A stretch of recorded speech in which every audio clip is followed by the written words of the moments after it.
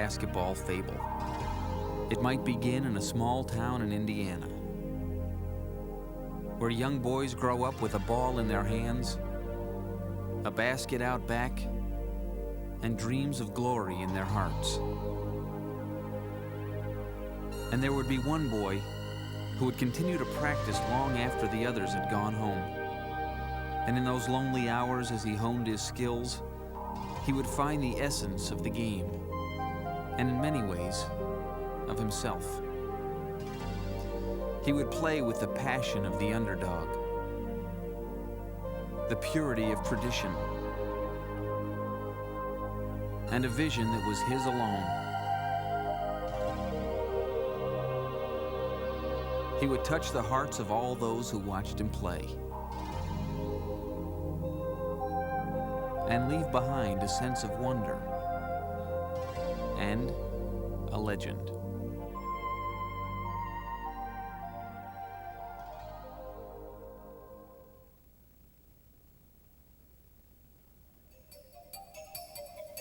The fans have poured into Salt Lake City in record numbers, and they are infected with basketball fever. Those who believe in magic and those who appreciate the beauty of a rare bird have come to see basketball's best and witness the crowning of a new national champion.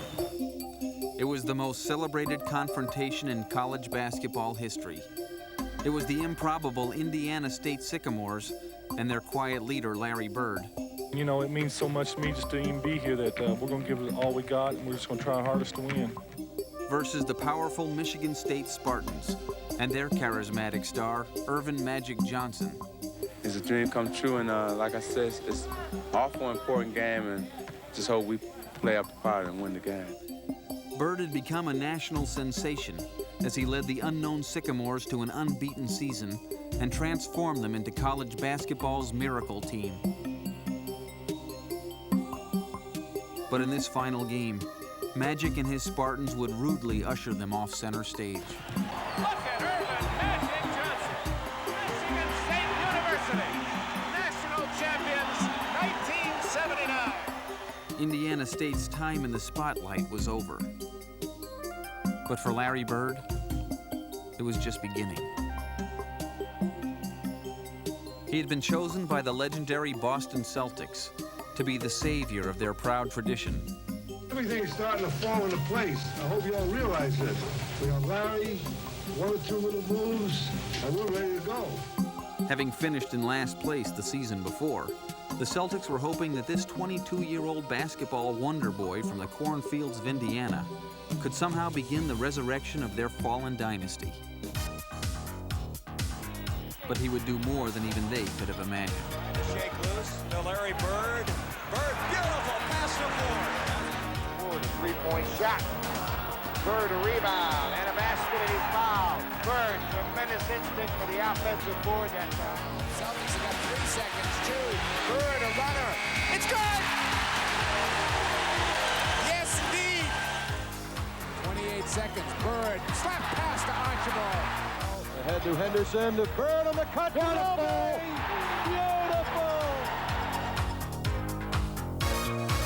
Leading the Celtics to the largest single-season turnaround in NBA history, Bird would capture Rookie of the Year honors and revitalize both the franchise and its fans.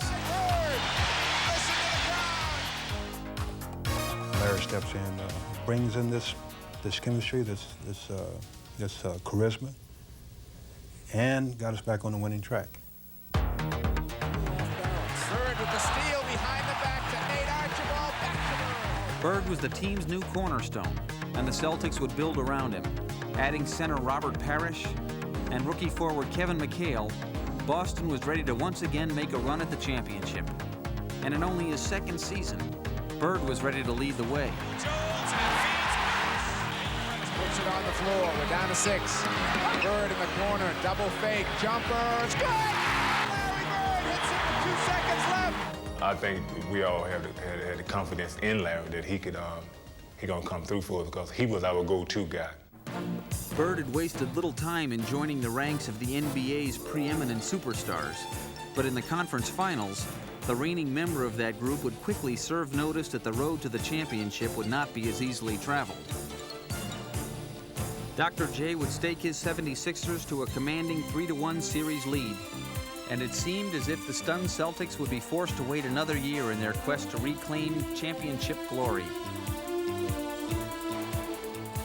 But Bird would respond with a confidence that belied his inexperience.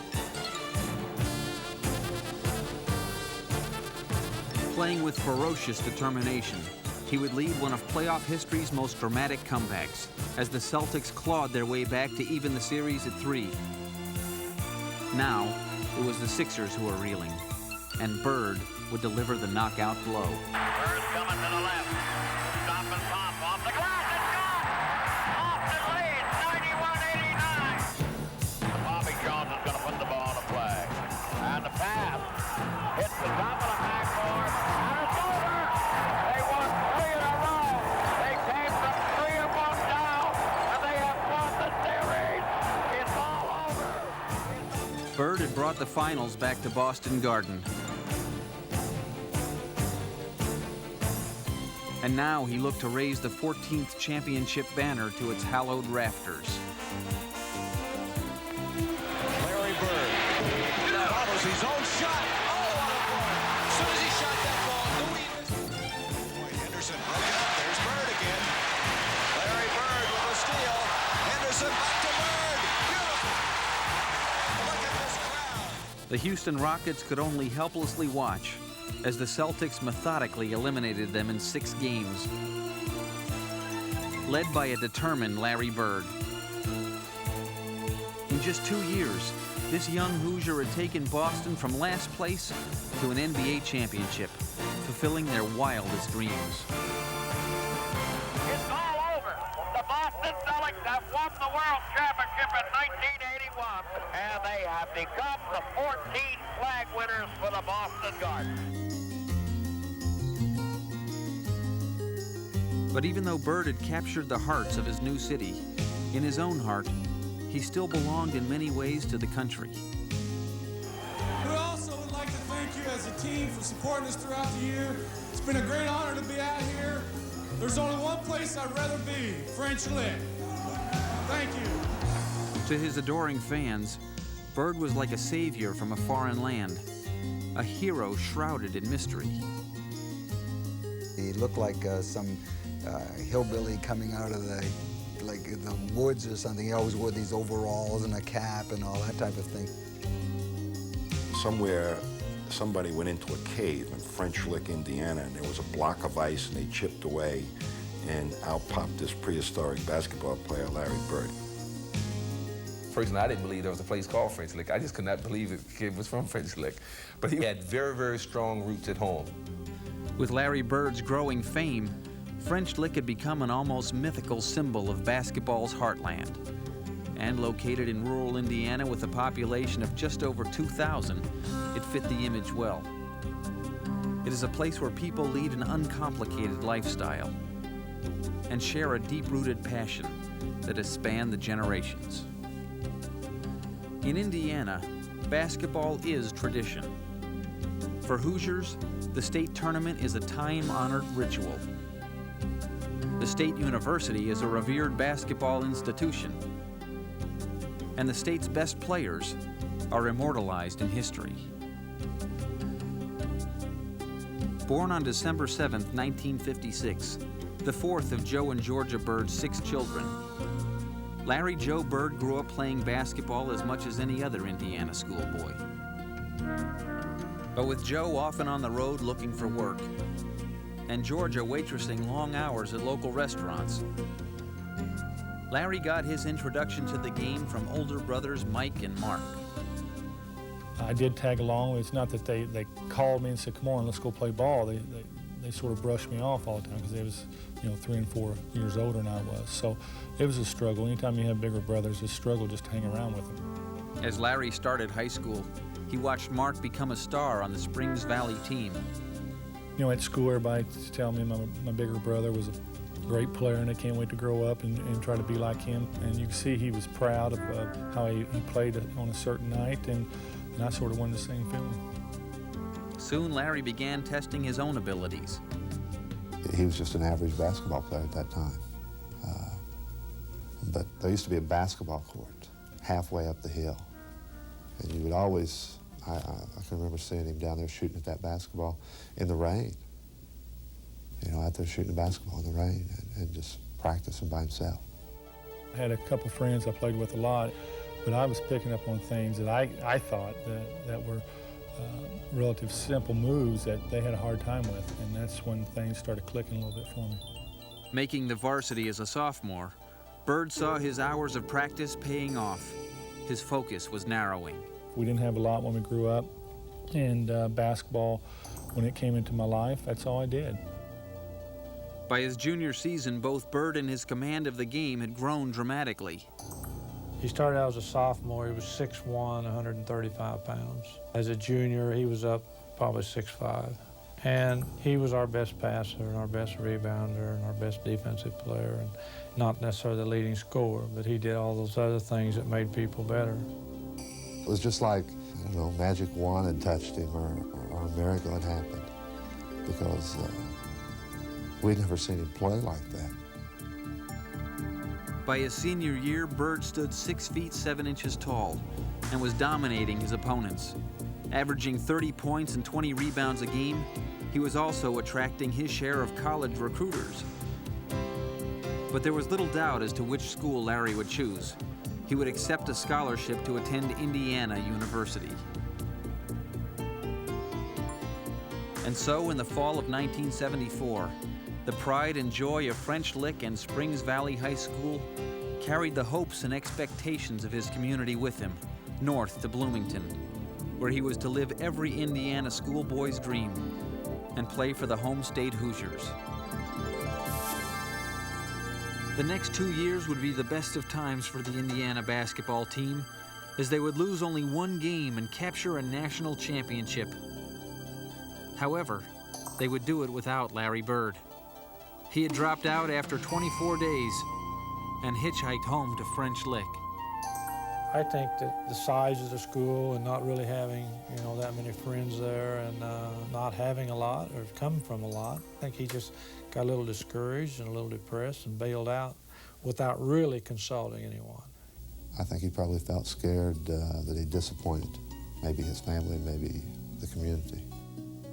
My mom took it pretty tough, and she wasn't too happy for a long period of time, but it was a decision I made. It was something I had to live with, and I thought about it before I did it, and it's just, I would like to stay there, but it just wasn't for me. Now back in familiar surroundings, Bird was soon drawing a steady paycheck, working for the streets department. Some days we picked up trash once a week. The next days we might be cleaning the streets. And the guys I was working with were great guys. I knew them all my life, and I'm still grateful that they gave me the job. Bird had returned to an environment and a routine that suited him. But if he'd found comfort in returning home, it would be short-lived. On February 3rd, 1975, Larry's father, Joe Bird, committed suicide. I think that Larry learned a lot off his father. I think that cared for him deeply. I know he really loved his father-in-law. There's nothing you can do about something like that. I mean, he chose the way he wanted to die, and he did it, and it's just unfortunately that some people have problems like that, but I wish he was here, but he's not. So I have to go on with my life and try to make the most of my life, just like the rest of my family has, and that's the way we dealt with it. But the Bird family would not be left to quietly tend to their affairs, as the following months would again see hordes of recruiters descend upon French Lick. Among them was Bill Hodges, the assistant coach of the Indiana State Sycamores, who showed up at the Bird household uninvited, but undaunted.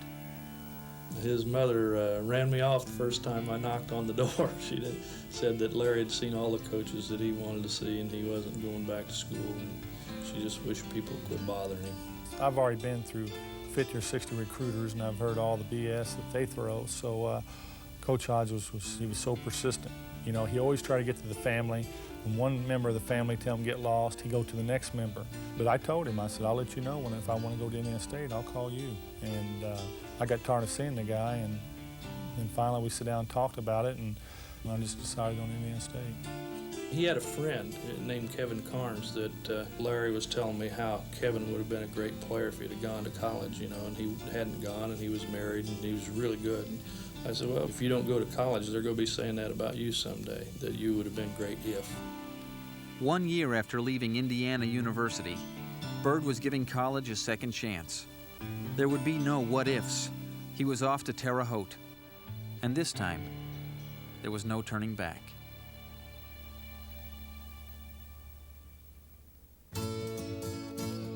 In the world of Indiana basketball, Indiana State University was barely on the map. But for Larry Bird, it would be a place that felt like home. Terre Haute is like a small town. It's not a small town. It's got 100,000 people or so, but people treat you like it's a small town. Everybody knows you. And I think Larry felt like it was kind of an extension of French Lick. As he sat out his first year as a transfer, Larry also came to feel at ease in the Indiana State basketball program. And when he finally did hit the court in the fall of 1976, now fully grown at 6 feet 9 inches tall, he was ready to bring the unheralded Sycamores national prominence and take the state of Indiana by storm. Wherever Hoosiers gather, they no longer talk of weather. Indiana has a new state bird. Now his claim to fame is just the way he plays the game. Indiana has a new state bird.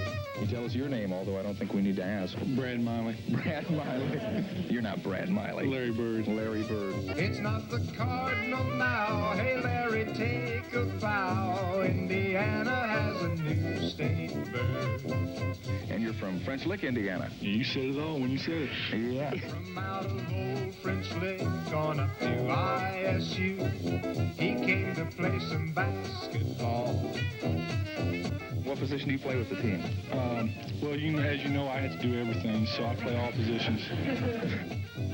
Now we don't know a thing about what the future will bring, but for now we're gonna spread the word. The fighting Sycamores are racking up the scores, and Indiana has a new state bird.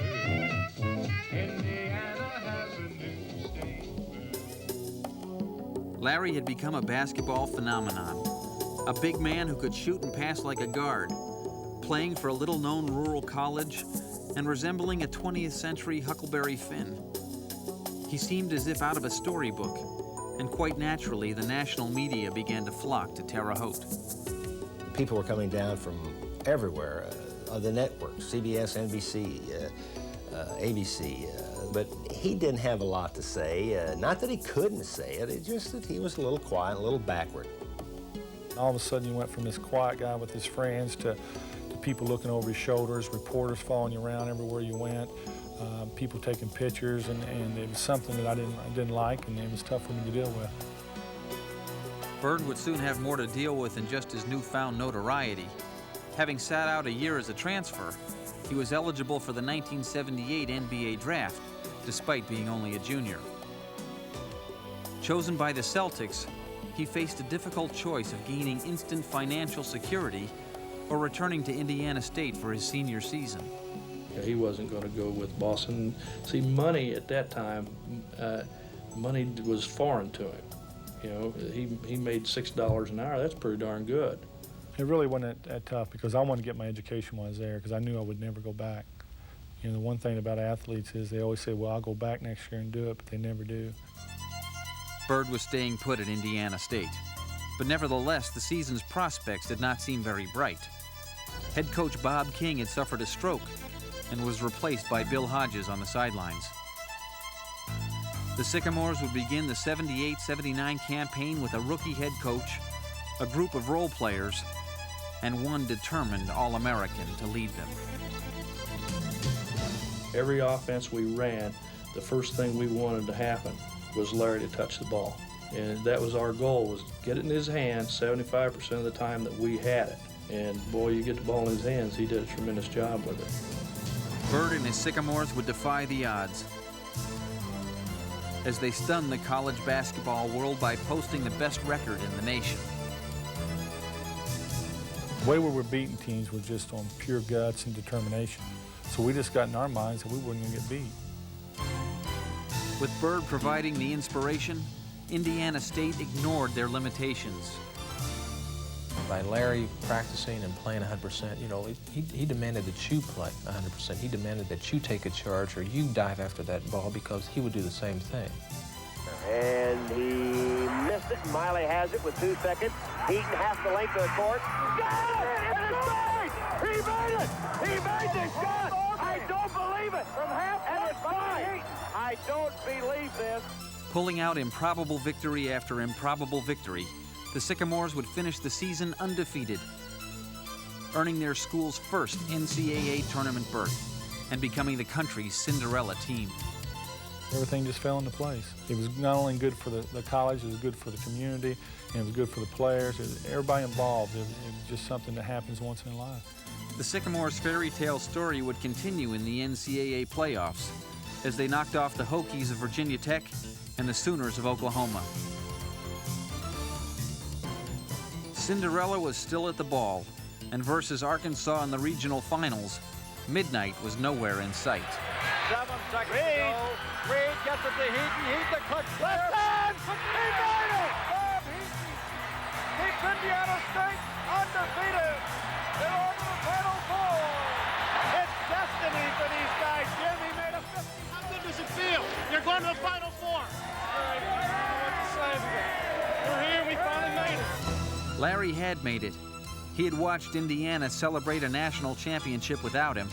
Now, he would lead his Sycamores into Salt Lake City as part of one of the most celebrated Final Four in college basketball history.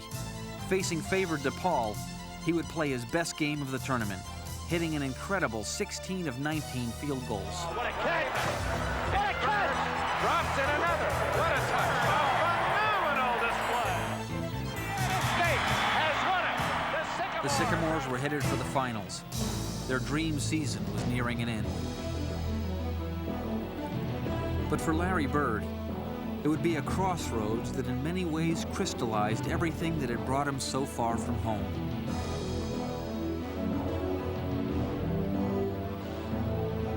It was the end of a magical season and the beginning of a new journey.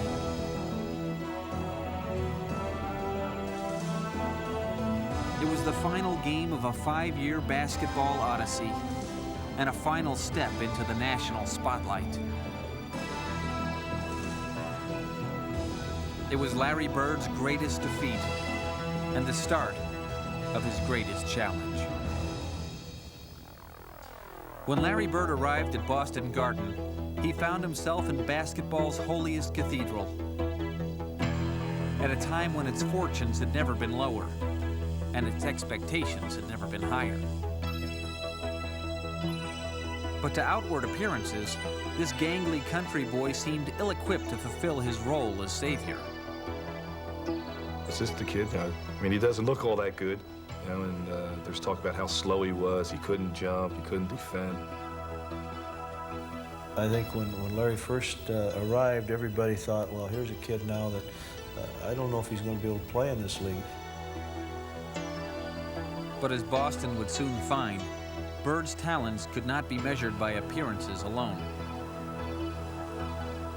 Larry Bird felt there wasn't anything he couldn't do on a basketball floor. And, you know, when you have that kind of confidence, there's nothing that you can't do. He was the most self-motivated player I ever saw. With an inexhaustible resourcefulness, Bird would display a unique mastery of the game that would quickly convince his skeptics.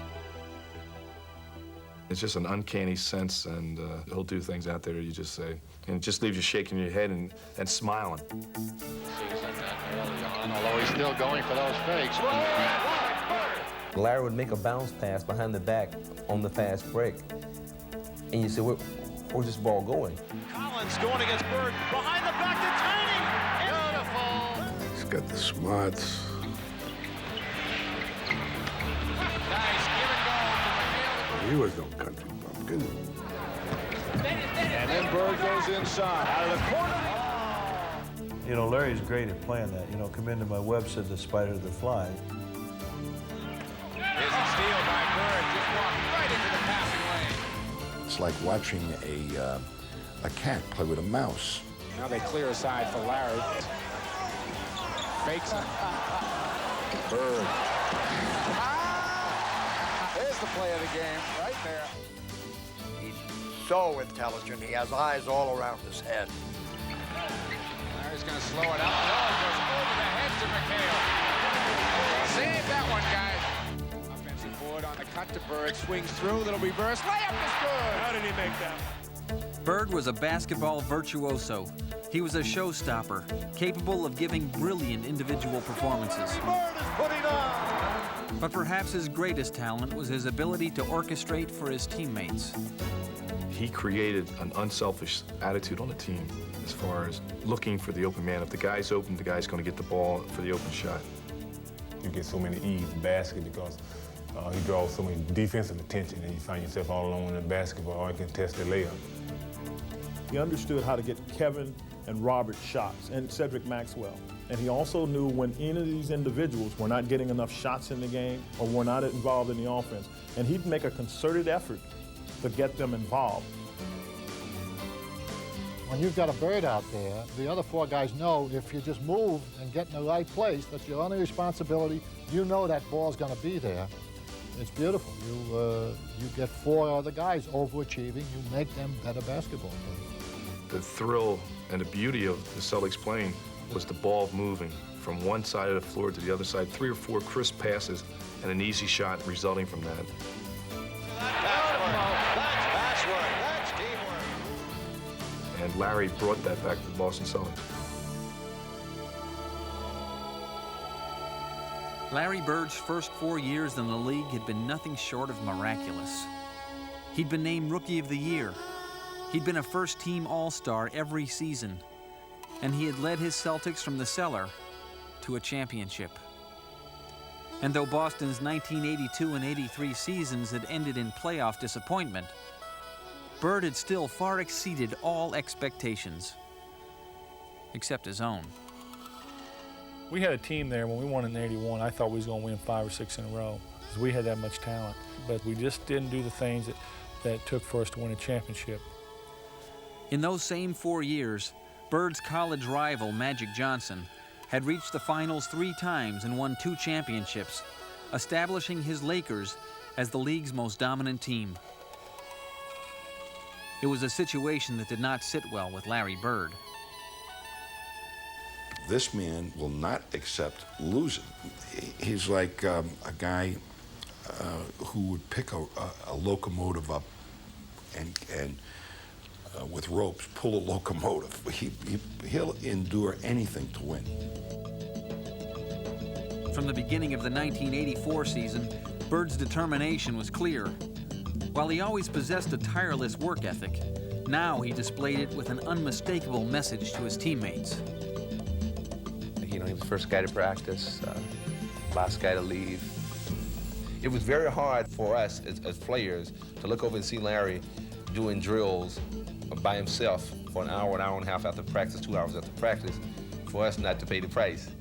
When you get your, quote, superstar to work at a high level in practice, everybody else falls in line because this is the man, and he will work. And Larry worked every day. It was an attitude that would drive the Celtics all season long. Look out, Bird's in the crowd trying to get a loose ball back, and by golly, he doesn't. If he's willing to sacrifice himself for a ball, then, you know, everybody else should be ready too. Bird over the top and through the scorer's table as he tried to get by. Or if he's willing to take that gut-wrenching charge that's coming down the middle, you know, then everybody else should be willing to. Oh, man. Here's Hustle at about $1 million a year. Everybody follows in the step. This ball comes to Buckner. Saved by Maxwell, who rights out Billy after it. Bird hits. 2 standing ovations already by this huge crowd. To their advantage, Bird on the drive, slapped away by Vincent. Bird gets it back. Saves it. Nice pass to Maxwell. What a play. Oh, Robinson, the board, and the Bullets can take the lead. Bird the steal. Takes it himself for two. What a play by Bird. Kellogg shoots and is short with it and hard. And the rebound to Bird. Look at that pass. Oh, what a show. Great play. Oh, what a show. Forget about it. With Bird setting the tone, the Celtics attacked every opponent with savage intensity. On the cut, McHale. One great play after another, and this place is wild. It was an approach that would help Boston earn the best record in the league. And Bird MVP honors. Time, spins on day. Runner is good. 84 was, Larry was just awesome. I mean, it was just unbelievable how he could improve his game. Yeah, you never thought that he could take it to a different level, and he was able to do that. The story of the postseason would be no different, as the Celtics steamrolled through the early rounds of the playoffs. But meanwhile, out west, another story was unfolding. Magic Johnson and the Lakers were also cruising through the playoffs, and as Boston closed out the conference finals, a feeling of destiny began to grip the basketball world.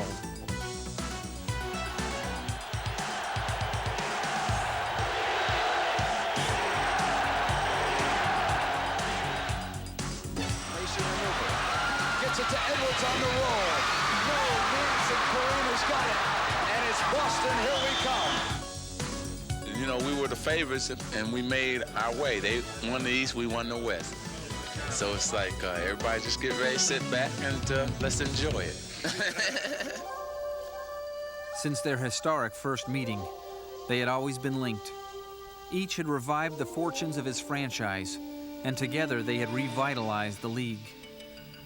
But never before had they met in the NBA Finals, and the whole country seemed to be buzzing with anticipation. You know, you walk around and everybody is talking about this series. We had more writers and TV people and made it so big. I mean, everything was written was Bird versus Magic, Magic versus Bird, that whole thing. And it was so intense, so intense. Fate had presented Bird with the most dramatic of challenges. With the whole nation watching, he would seek to earn redemption for the Celtics and revenge for himself. Playing against Magic, yeah, that was something that I always dreamed about since he beat us in college. But as the series began, it seemed less like a dream than a familiar nightmare.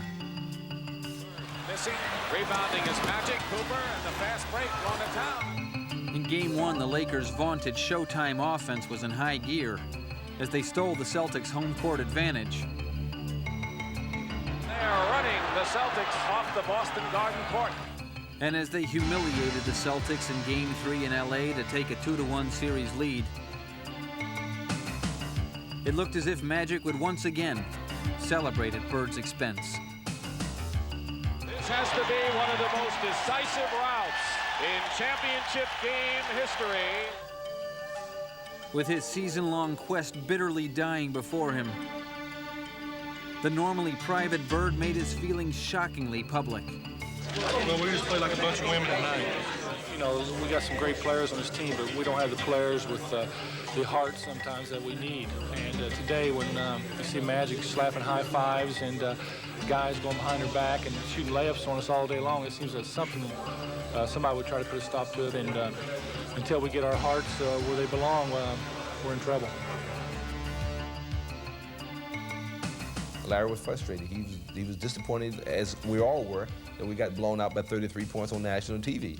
But when he said that guys play with no heart, I knew what would happen in the next game. I knew what would happen in that series. Guys would do anything. Here's Kareem, outlet to Worthy, Rambis. Benches have emptied, and you knew this was going to happen. You could see it coming. Bird had sounded the call to battle. The time for Lakers celebration was over. Swings the elbow, and now is Gillen and Larry Bird. Jaw to jaw. It drew the team together, and I think that they all responded and said, yeah, hey, let's make sure that we aren't playing like sissies. Maybe we were, but let's make sure we're not going to continue to play like that. With Bird's challenge ringing in their ears, the Celtics would play with ferocious abandon. Harris fighting again, and the basket counts and a foul. For 3 games, LA had scored at will. Now Boston would make them pay for every point. In this contest, the Celtics would set the tempo. LA would do no more running. Boston would make them stand and fight.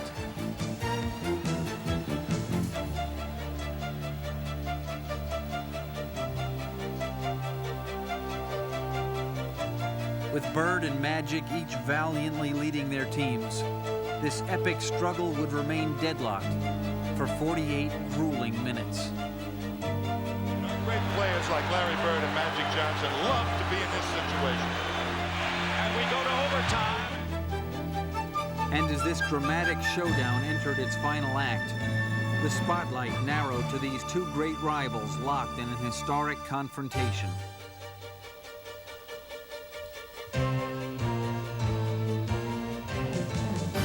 Five years ago, they had stood together on center stage.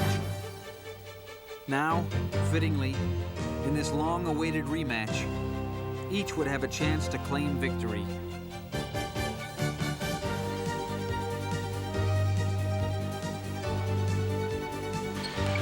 Johnson misses them both. Bird the rebound, and the Celtics want a timeout. The Celtics now are left with 1 timeout in overtime, and despondent Magic Johnson goes to the bench. It'll be Boston ball, tie game. Maxwell looking. Bird rotates in. Bird pops out. Avoids the steal. Gets it over to DJ. Bird goes right into the pivot. Now DJ holds the ball. Back into Bird. The ball away is gone. Oh my goodness. Oh my goodness. Boston Celtics have evened this NBA World Championship Series at 2 games apiece. And those who are writing the obituary for the team that have won a record 14 NBA titles can just pause. We're coming back. That's right. We're coming back. We'll be back. The Boston Celtics are acting like they won a championship, and Tommy, for them, perhaps it has been as important as a championship. The Celtics had reclaimed their pride and taken control of the series. Playing 2 of the next 3 games at Boston Garden, they were ready to put the Lakers away. Here's Magic off the mark. Lakers had several chances, and here's Larry Bird chucking down the court.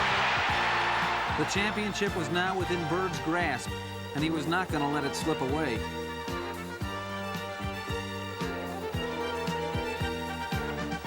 Larry Bird. This game is Larry Bird's. I mean, he's doing everything. The season would end as it had begun, with Bird willing Boston to victory. What can you say? No one believed that we could beat the Lakers that year. Absolutely no one believed it. But the fact of the matter is we believed in ourselves, and that was a lot because of the leadership Larry had. The Boston Celtics are the NBA World Champions in a grueling 7-game series with the Los Angeles Lakers. Larry Bird, congratulations. You were the most valuable player. Does this get you even with Magic for what happened between Michigan State and Indiana State all those many years ago? That. We're professionals now, but I won this one for Terre Haute. You won it for Terre Haute, I'll tell you that. For Terre Haute, 1984 may have been about settling a debt, but for Boston, it was the consummation of a love affair. In this emotional season, more than ever, Bird had put his heart on his sleeve. And Boston fans had come to realize how much that heart resembled their own.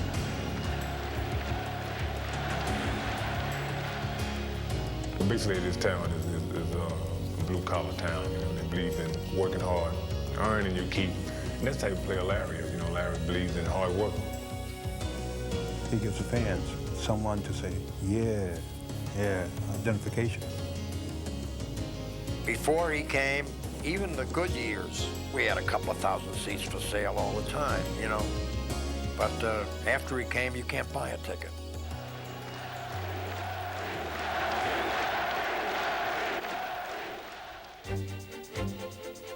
As they entered the 1985 season, the Celtics were again ready to follow their leader into battle.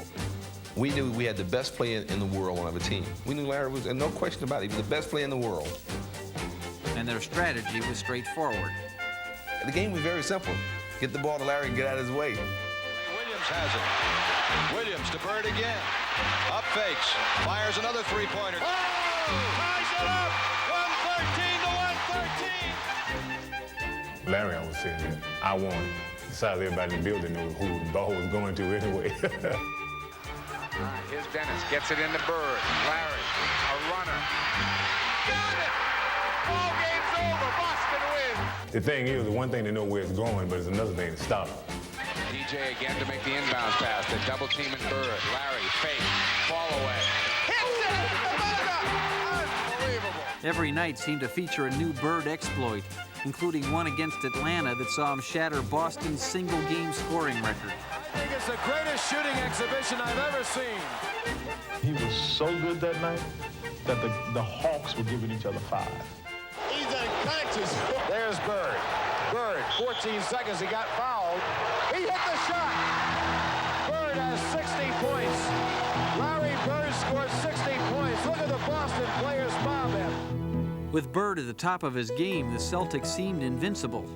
They would again compile the league's best record, and Bird would win his second MVP. He would not, however, win a championship. Hampered by an elbow injury, he would be unable to lead the Celtics past the Lakers in a rematch of the 1984 Finals. You go through the season, you play hard, and you get in the playoffs, and you try to do the best you possibly can, but I have to say that this series I didn't play up to my standards. Did they want this game more than you? No, I don't think so. We won the win. They just played better. A season that had begun with infinite promise had ended with failed expectations. The fulfillment of that promise, however, would prove to be only temporarily delayed. For 2 seasons, the Celtics had leaned heavily on Bird's leadership. But in the process, they had changed. Now they were no longer simply led by Bird. They had become a team that was cast in his image. A seamlessly cohesive unit, they entered the 1986 season determined to recapture the championship that they had lost. From the start, the Celtics dissected opponents with deadly efficiency. That's the Boston Celtics. Bird just hit him with a screen, then gets it back to the head. You know, we went out there with a job in mind, and we all knew what our jobs were. And when we went to work, it was like punching in the clock. You know, for hell, if I'm on the assembly line and my job is put the radio knob on the radio, I'm putting the radio knob on the radio, and the other guy's putting in the buttons and putting on the antennas. And you know, Larry was the antenna man, and we were the button man. For Bird, doing his job had never been more rewarding. Bird. With the addition of Bill Walton, who had been acquired through an off-season trade, Boston's arsenal was stocked, and Bird utilized it to devastating effect. By Walton on the cutting Larry Bird. I think what made that team so special was its ability to play any kind of style.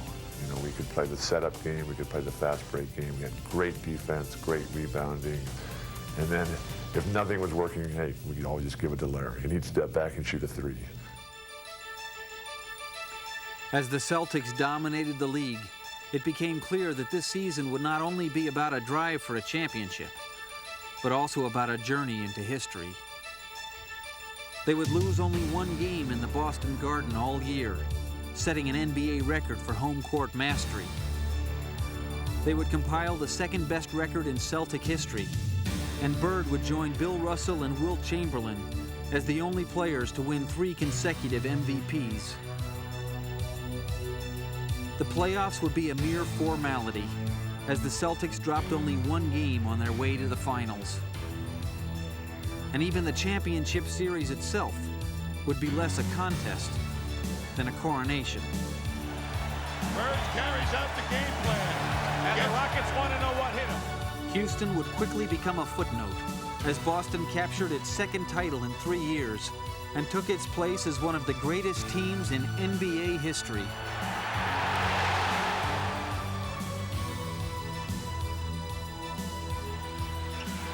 in a three-point land. Oh, that's a three-point. He makes it a 28-point lead. I mean, I always felt that, and still feel that that's the best team I've ever seen in this league. I'm sure Magic's got a team he liked to throw up against it, but to me personally, I thought that's the best team ever assembled since I've been in the league.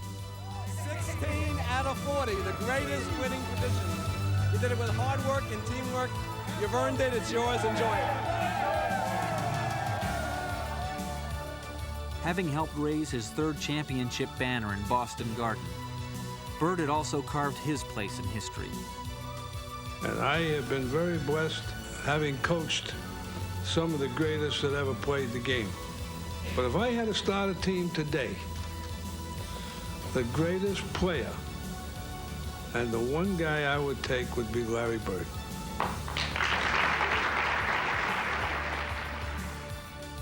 While still in the midst of his career, Bird had already joined the select ranks of Celtic immortals. Okay, Red, you want to say something? What I want to say is, you know how it feels because you've been here before. Me, I haven't scored a point. You know? But you kind of brought the guys here that scored the points. Well, so you're overpaid. Okay, thanks a lot, guys. But Bird and the Celtics would have little time to bask in their glory. The next season would see Boston decimated by injury.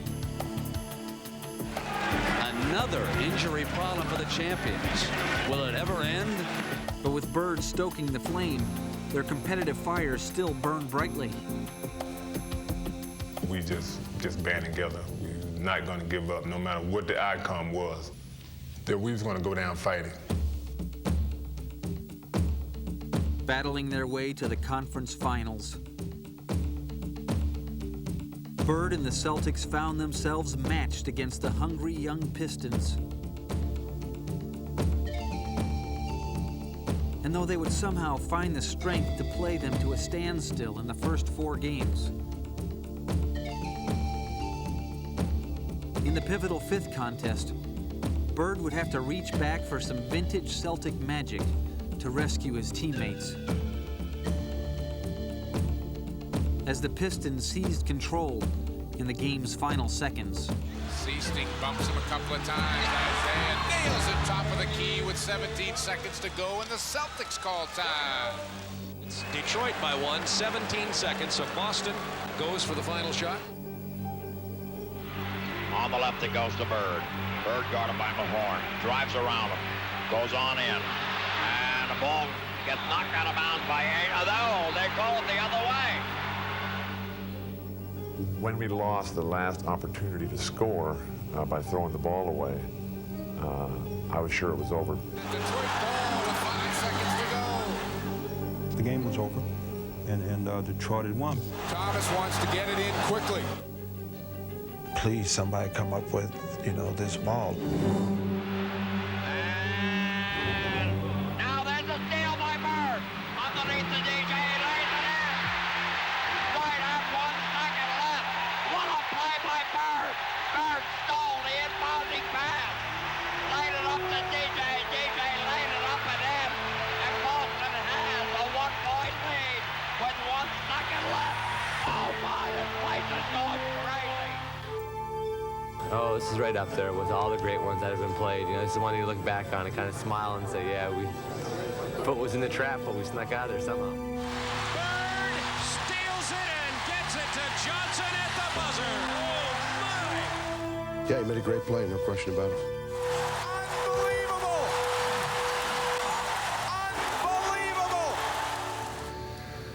They forgot about Larry Bird, that's all. Bird had dealt the Pistons what would prove to be a fatal blow. And as the Celtics faced the Lakers in the finals, he would again struggle valiantly to lift his battered team. But while Boston would extend LA to 6 bitterly fought games, even Bird's magic would not be quite enough. 5 seconds to go. Magic with a hook shot, scores with 2. Though the Celtics would surrender their title, they would not surrender their pride. Age and injury would conspire to prevent them from reaching the finals for the rest of the decade. But even without their championship mantle, Bird would keep them a team to be reckoned with. I fear no one but Larry Bird, because if you keep it close and he has a chance to win it, he's going to win that game. 2 seconds left. The Bullets by 1. Aims to Bird. He gets a good shot, and the Celtics win it. Incredible. Larry Bird never quits and never says die, and he always feels that he has a chance to win the game. Suns by 2. They throw to Bird. Here comes Bird. Puts it up. Counts the bucket. We're tied at 104. And Bird will go to the line for his 51st point. Well, it's 2 points difference, and they're down 2. Bird will come up with a three-pointer. When you keep waiting for it, you're waiting for it with bated breath. 2-point Maverick lead. Bird's the man they want to have it. Yes, indeed. Bird for 3.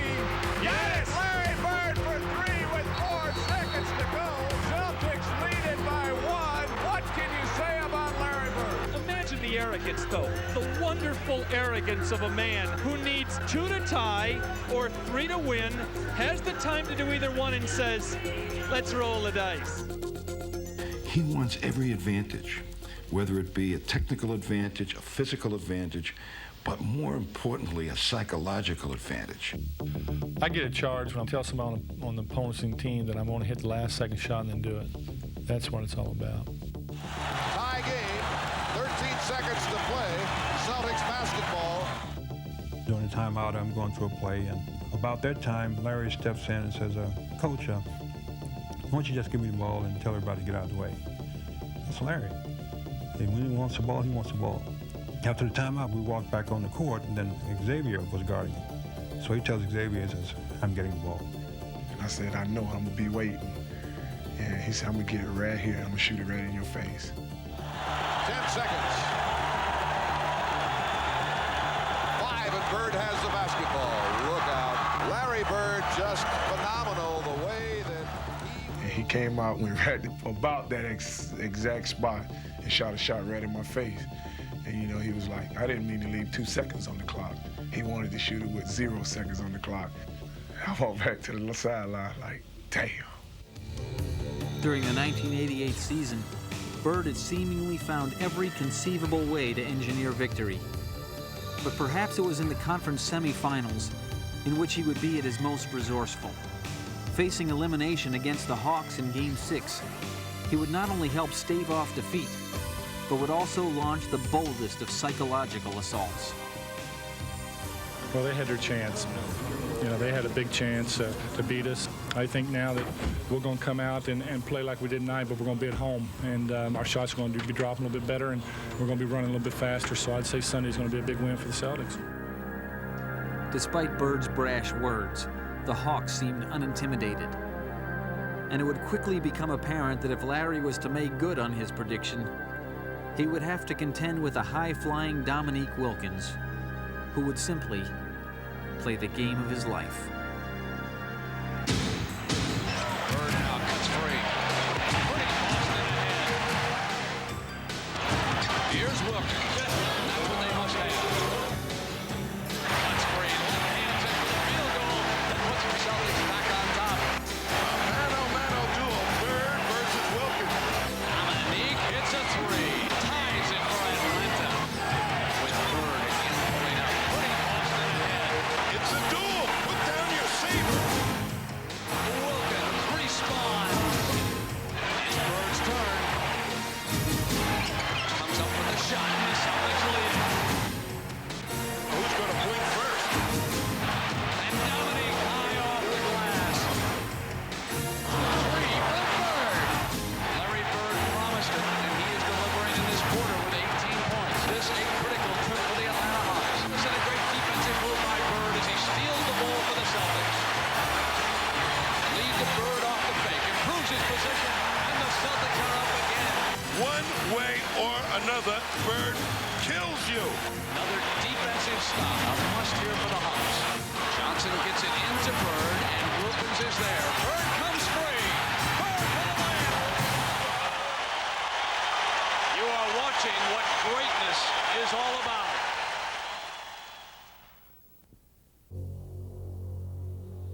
Won't go down. Sycamore hard over the shoulder. For 2 and a foul. Oh, boy. Again and again throughout his career, Bird had managed to do the impossible. Over the backbone. Creating an aura of invincibility. After Bird. Drop one here quickly, 14. This is a tie for the money. But perhaps it is the twilight of his career that provides the keenest insight into the essence of his greatness. As the 80s gave way to the 90s, age and injury would take their toll. But though his physical skills had begun to diminish, Bird showed he was still capable of carrying his team, sometimes by force of will alone.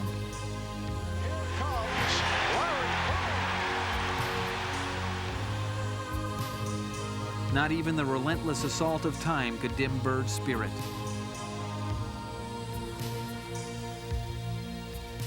I can remember when I first came in the league, Artis Gilmore told me one time, he played for Chicago, he said, if you expect to play a long time in this league, you better quit mopping up the floor. And I thought, well, he's crazy, because that's what basketball is all about. But getting a little bit older now and feeling the bangs and the bumps and bruises and all that, I can see where he's coming from, but I can't change my style of play. I got to play like that every night. The challenges he faced had changed, but Bird had remained steadfastly the same. Larry still kind of comes in with that 22-year-old attitude about basketball. Bird again on the other end. Short with the hook. Catlidge, a traffic rebound. Bird strips it, tips it. Yeah! He was just a phenomenal teammate who could do anything and everything by himself, but always in the framework of the team. I care about my teammates. I want to see my teammates do well. He personified that. He's brought his values that he had in the 7th grade in French Lick, Indiana, and he stayed with them. I remember distinctly one summer calling him in. He was working out in Terre Haute, and I caught him in the boys' club there. And he called me back, and I said, Larry, I said, the president of Harvard called, and he wanted to know, would you be kind enough to address the freshman class on the values of having a college education? It'll only take you 10 or 15 minutes, you know, to do so. He said, no. I said, well, also, Sports Illustrated wanted to put you on the cover, and they wanted you to take some pictures, and they said it wouldn't, you know, take that much time. He said, no. I said, Life magazine also called. They want to just take pictures. They didn't want to do an interview. They'll run a 10-page spread on you, and they just want to follow you around and have your permission to take pictures. He said, no. He said, Mr. Wolf, he says, I thought you said this call was important.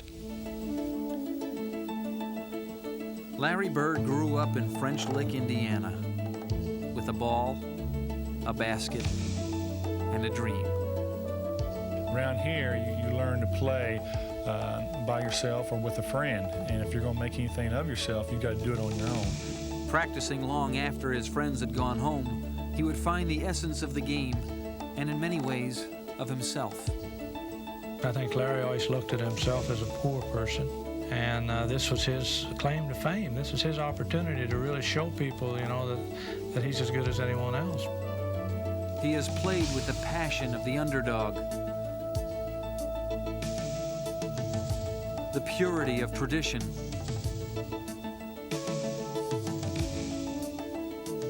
and a vision that is his alone.